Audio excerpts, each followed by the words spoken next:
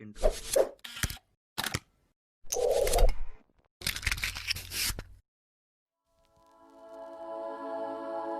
15년간 독일 스테디셀러를 유지한 세계사 입문서.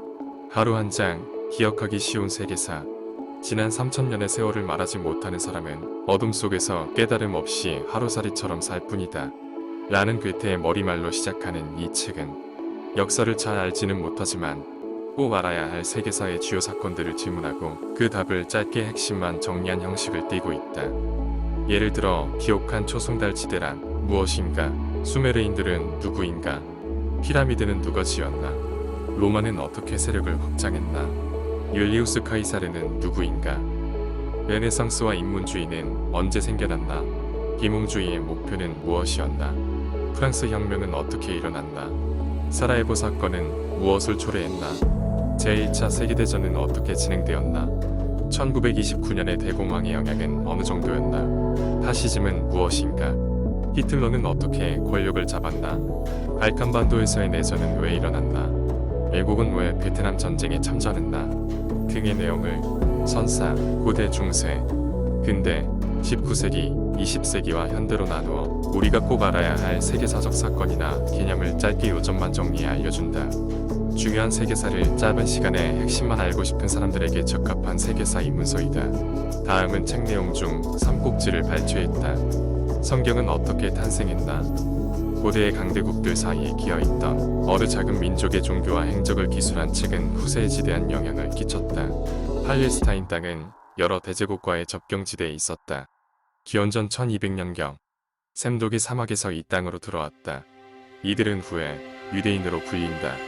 사울, 다윗, 솔로몬 같은 왕들의 지배하에 그들은 예루살렘을 중심으로 제국을 건설했다. 이곳에는 그들의 신을 섬기기 위한 성전이 있었다. 유대교는 다른 종교와 달리 유일신을 섬겼는다. 그는 누구도 그릴 수 없는 눈에 보이지 않는 존재였다. 기원전 597년과 587년 바빌로니아인들은 팔레스타인을 점령하고 유대 민족의 대부분을 메소포타미아로 끌고 갔다. 유대인의 바빌론, 유수는 수십 년 동안 계속되었다. 이 시기에 구약 성경에 첫 지필이 있었다. 신에게 선택받았다는 공동의 믿음과 확신이 그 민족을 단결시켰다. 낯선 땅에서 쇠망하지 않으려고 유대인들은 구전된 그들의 종교와 법률을 글로 기록했다. 기원전 538년 바빌론을 지배하던 페르시아 왕 키루스 2세는 유대인을 팔레스타인으로 돌아가도록 허락했다. 하지만 외세의 지배는 끊이지 않아서 서기 70년 로마인들은 예루살렘과 성전을 파괴했다. 유대인들은 135년 최후의 반란 후 그 땅에서 쫓겨나고 말았다. 이로써 2000년에 달하는 떠돌이 디아스포라가 시작되었고 오직 믿음만이 이 유대인 공동체를 결속시켰다. 디아스포라는 팔레스타인을 떠나 다른 지역에 흩어져 살면서도 유대교의 전통을 유지하며 살아가는 유대인 공동체다. 르네상스와 인문주의는 언제 생겨났나? 중세의 인간은 기독교적 교리에 따라 정해지고 지시된 확고한 규율에 따라 살았다.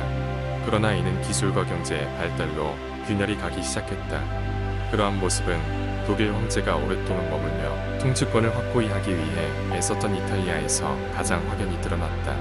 도시는 자치를 했다. 각각의 도시가 스스로 다스리는 작은 공화국이 되었다. 금융업이 생겨났고 은행이 세워졌다. 오늘날에도 사용하는 계좌, 지로, 총액 같은 단어는 이탈리아인들이 경제의 기본 개념을 만들었다는 것을 증명한다. 인간, 즉 개별적 인간인 개인이 발견되었다.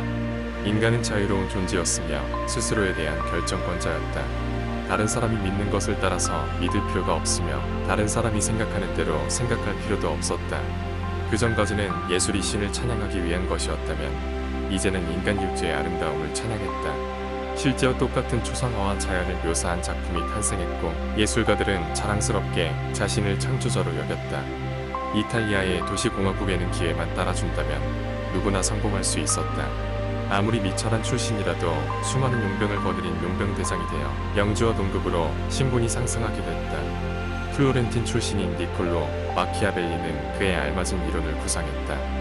그 이후로 마키아벨리즘은 무절제한 권력과 이익의 정치를 나타내는 명칭이 되었다. 자유로운 개인을 중심에 세우기 위해 15세기와 16세기에 온 유럽에서 일어났던 운동은 부활을 의미하는 리나시타라 불렸다. 오늘날 우리는 그 개념을 르네상스라고 부른다. 고대 그리스와 로마의 세계가 부활했다. 도시공화국은 그리스 폴리스의 재탄생이었다. 르네상스 시대의 건축술은 기원전 1세기의 로마 건축가 비트루비우스의 건축로를 지향했다. 조각품도 고대 도시의 잔해에서 나온 대리석 조각을 본따 만들었다. 고대의 문학도 재발견되었다. 이는 인문주의자의 업적이었다.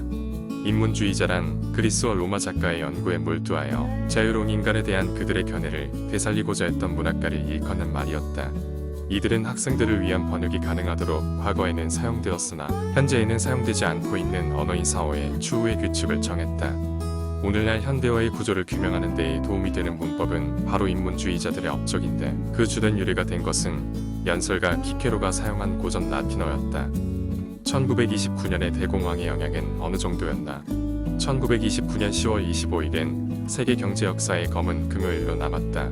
미국 월가의 주식시장에서 주가가 폭락했다. 미국인들은 빚을 내며 사는 데에 익숙했다. 제1차 세계대전 후 경제는 급속히 성장했다. 도시에는 고층 건물들이 세워졌고 사람들은 자동차, 냉장고와 라디오를 사들이고 극장에 다녔다. 그러나 경제 호황은 영원할 수 없으므로 고급 소비재의 판매도 점차 줄어들었다. 하지만 그런 상황을 이해하는 사람들은 별로 없었다. 오히려 다들 주식을 사는 데 열을 올렸다. 주식으로 진짜 부자가 될 수 있다는 생각에서였다. 심지어 경제적 여유가 전혀 없는 사람들도 마찬가지였다.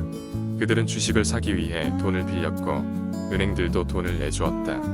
1929년 가을, 마침내 거품이 터졌다. 적은 폭의 하락만으로도 사람들은 엄청난 공포에 휩싸였다. 갑자기 다들 주식을 팔고자 했다. 다만 그것을 사려는 사람은 아무도 없었다. 주가는 폭락하여 모든 주식은 그 가치가 90%나 떨어졌다. 방금까지 가지고 있던 재산이 일순간에 사라져버린 꼴이었다. 은행은 파산했고 공장 역시 자본금이 없으니 생산도 줄었다. 이것은 미국만의 문제가 아니었다. 거의 모든 산업 국가들이 이 위기로 영향을 입었다. 유럽에서도 은행이 문을 닫았고 회사는 파산을 신청했다. 물가 안정을 위해 농산물이 폐기되는 도저히 이해할 수 없고 이전까지는 상상할 수도 없는 일이 벌어졌다. 그리고 엄청난 수의 고학력자들이 일자리를 구하지 못해 거리에 나앉았다.